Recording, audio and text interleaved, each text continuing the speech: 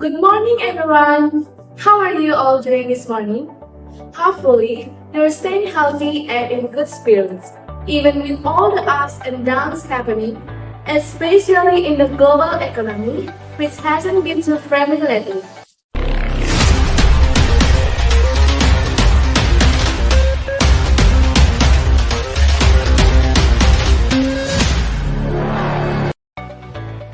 This morning, we're going to have a laid-back but insightful conversation about something super important, yet often feels far from our daily lives, the state of the global economy. After the world started to recover from the COVID-19 pandemic, it turns out the problems weren't over.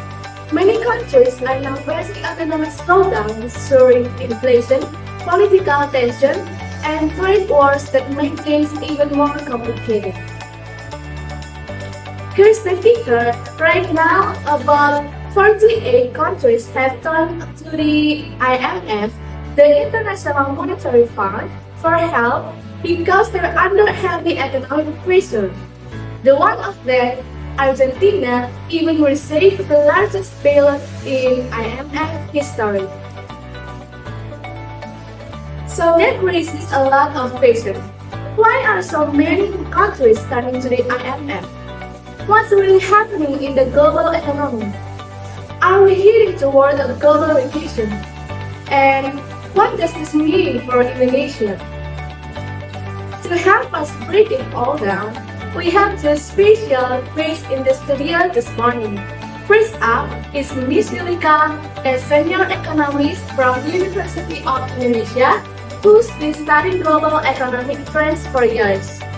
And second, we have Ms. Nadia, an international finance practitioner who has even been directly involved in negotiating debt relief for developing countries. Good morning, Ms. Nadia and Ms. Yulika. How are you this morning? Good morning, I am doing well.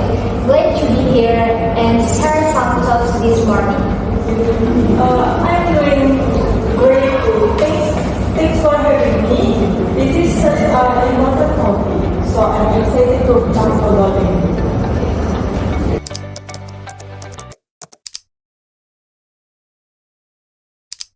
Let's dive right in. Ms. Yulika, why are there as many as 48 countries now relying on the IMF? What's going on? Okay. Well, the global economy is facing tough times. There are several interconnected factors. First, the impact of the pandemic still lingers. Many countries are struggling to recover. Then there's the trade war between the US and China, the war in Ukraine, and high interest rates set by a big central bank like the Fed. All of this but massive pressure on economy, especially weaker ones, they start to run out of foreign reserves or can pay of external debt. That's when they turn to the IMF for support when there's nowhere else to go. So it's pretty intense. Ms. Nadia, from your experience, what kind of problems usually drive a country to help from the IMF? Most of the time, it's about the balance of payment and global. Each country is spending way more on important development and other of and from foreign income. That request their forex awareness. If their currency weakens, imported goods get more expensive and there is someone that becomes harder to pay. They become unsustainable, so they can be complete by economic life cycle. So we're looking at IMF and manipulation. Doesn't mean the country is completely bankrupt. Exactly. It's It just been taken under check. The transition sounds dramatic, but really is a recovery process with international support.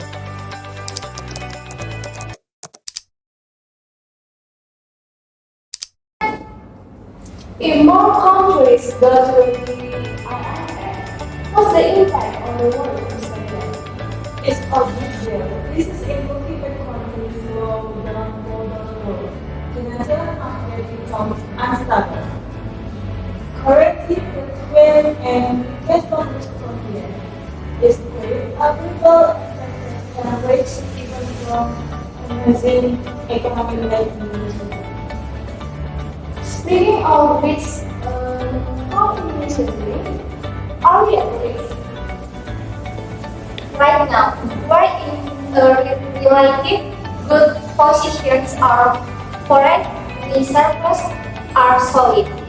Inflation is manageable and the economy is still growing. The government has also been proactive with reform, but we still need to stay conscious.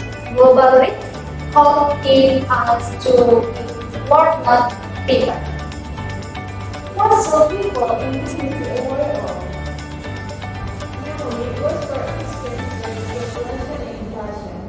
In this history, avoid unnecessary debt.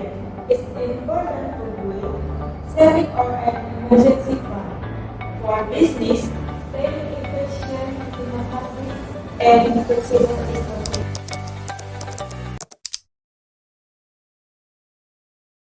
Before Argentina, we can really save a lot from the IMF. What's the story?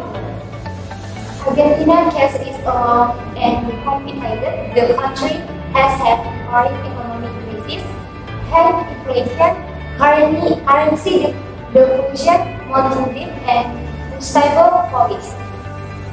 The IMF gives them a loan of around 20 US dollar billions to help stabilize, but that comes with strong attachment like having government spending and reforming taxes, which can be painful for the public. What about other countries? Does IMF extend always work? It's not always work. Some countries have had a successful turnaround, like South Korea or Mexico, which recovered and became more stable.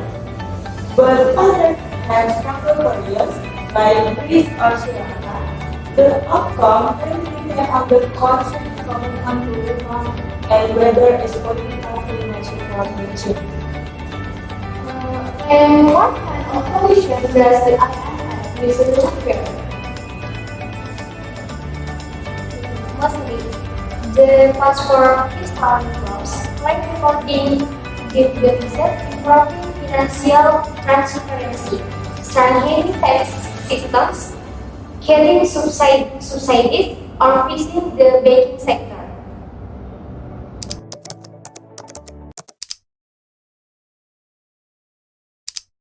Ms. Yurika, what can IMF receive when countries look to recover and become self-reliant again? The need to focus on long-term reforms, fixing tax system, boosting local industries, recording foreign debt reliance, and investing in education and technology. The goal is to build a resilient economy from within. Okay, Ms. Yurika. And Ms. Lydia, what about the role of the private sector? It's a huge role. The private sector is the engine of the economy. Through education, technology, and employment policies, it can drive growth.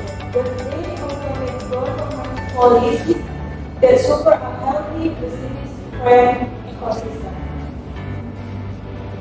And what about ordinary people? financial literacy. Learn to manage money wisely, save, and make smart investment. Avoid excessive spending. And stay important about global economic trend. It helps to anticipate and adapt to trends. Good chance.